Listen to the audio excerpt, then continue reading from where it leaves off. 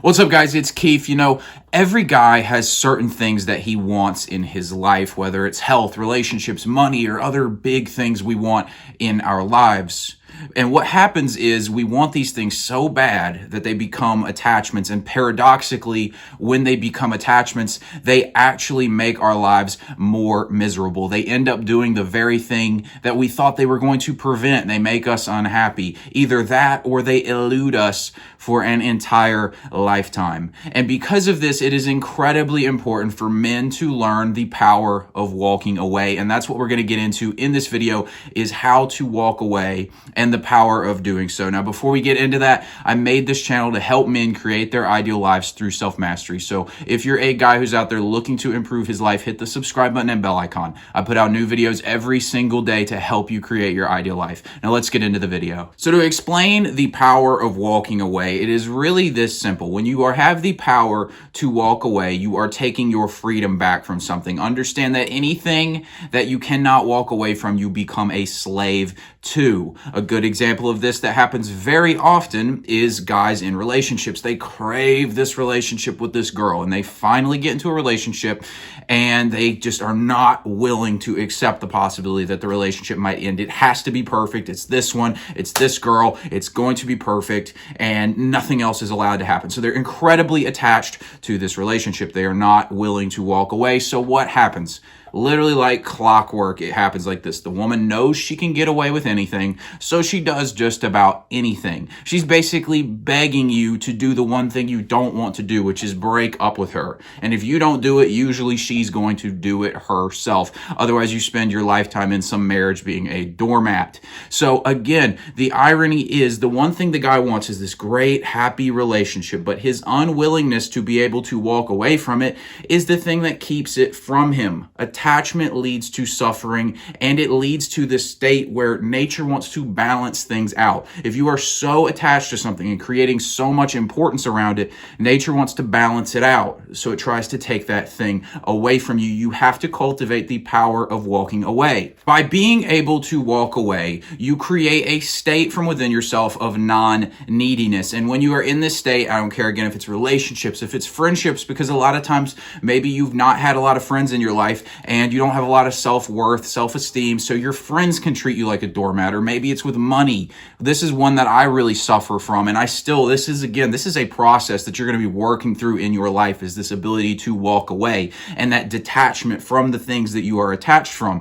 One thing I have always put an inordinate amount of self-worth into is money, and so that is the thing I define my self-worth, my value, and other people oftentimes value based on how much money they make. And so this has been an area of my life that has been more stressful than it really needed to be, because I wasn't really willing to walk away. I was in this attached state, but the more you learn to detach, the easier it is to bring things about. So there are two main ways to cultivate this power of walking away. And the first one is to focus on who you are being versus what you are trying to get, that thing you are attached to. I'll use my example again with money, because like I said, this is something that you're probably going to spend your whole life working through, is understanding. You'll find that basically every situation in your life where something is really putting up a fight to you, maybe it's you're trying to increase your income, or you're trying to get a relationship, or you're trying to get new friends, you're trying to get your body right, you'll notice that you're probably putting an inordinate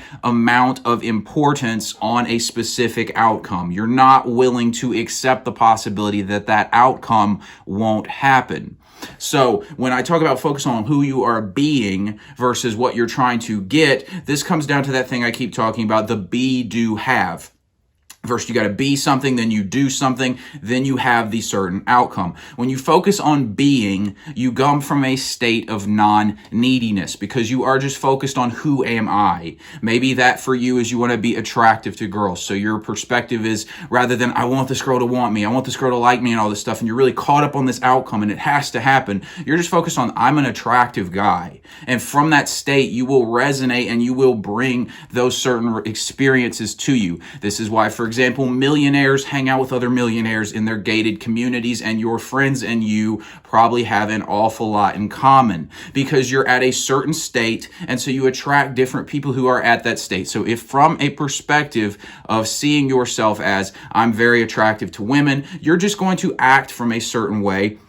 And so you're, first of all, if you are in a relationship that's not up to your standards, you are going to be willing to walk away because you're going to see yourself as worthy from inside. You're going to be like, you know what? If this doesn't work out, I'll go find another relationship. No big deal. But you will find better relationships because you'll focus on being the right person. I am being this attractive guy that I am, rather than expecting something outside you to come complete you. So you're not willing to walk away from that thing because you've given it the power. You've given it the self-worth.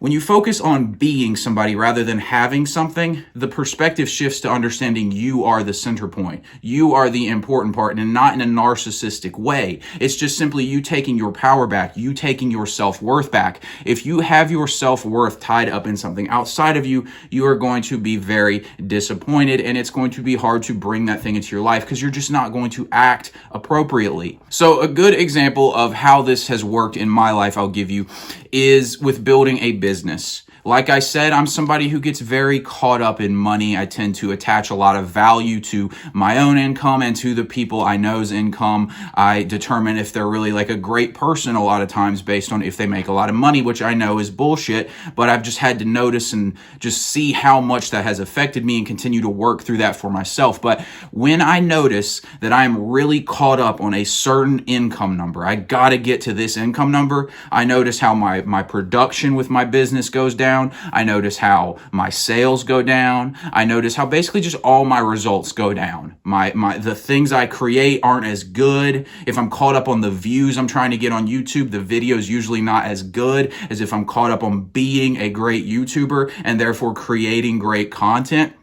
So you'll see that when I'm focused on the have and being attached to an outcome, then I don't get as great results, because what I'm basically saying is I can't walk away from this. I've got to have you. I need you, this dollar amount or this YouTube view amount or this relationship. I need you to make me complete. And from that perspective, you're not willing to walk away. You're not going to get the results. So when I'm focused on just being a great business owner, being a great YouTuber, I get significantly better results. So that is the first part of learning to walk away, is learning to just focus on being who you want to be and expecting the results to come, because by being a certain person, you will get certain results. And the second way to cultivate this power of walking away is to surrender your attachment.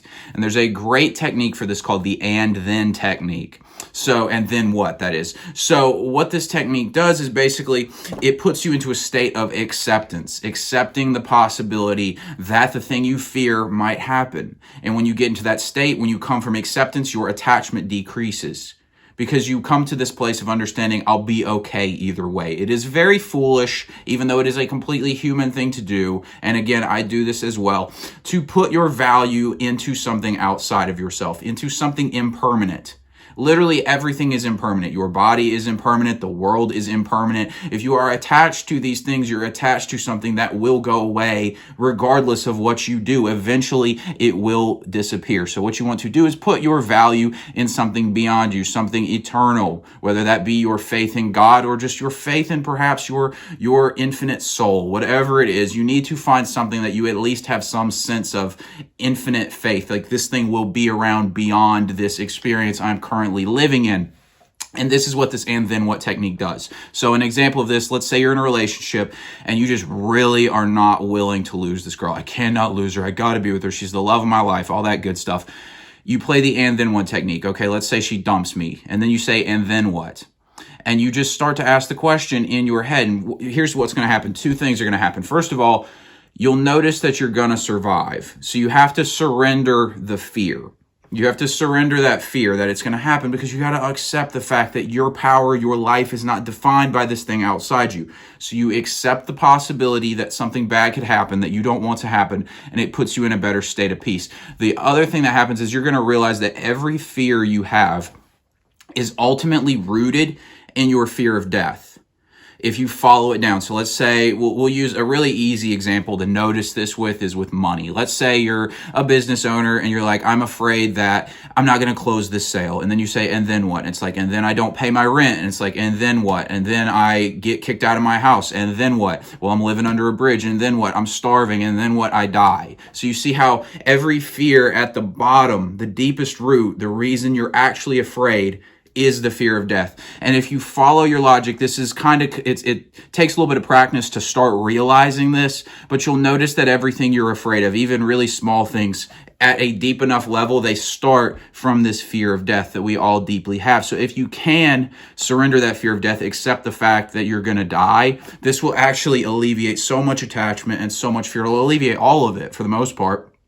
Easier said than done, right? I haven't done this, but you can at least start with those top level things. Accepting the fact that something might happen, that your ego doesn't really like the idea of it happening. And when this happens, you paradoxically make it less likely that it's going to happen, because you understand when you're so caught up in not letting a certain thing happen, it is not allowed that this relationship's going to end or that this sales call is not going to close. When you come from that state of resistance, you actually make the thing bigger and you make it more likely that's going to happen. So you got to let go, let loose. You see this in sports teams when they're playing not to lose. Don't they always play better when not when they're playing not to lose, when they're playing with nothing to lose?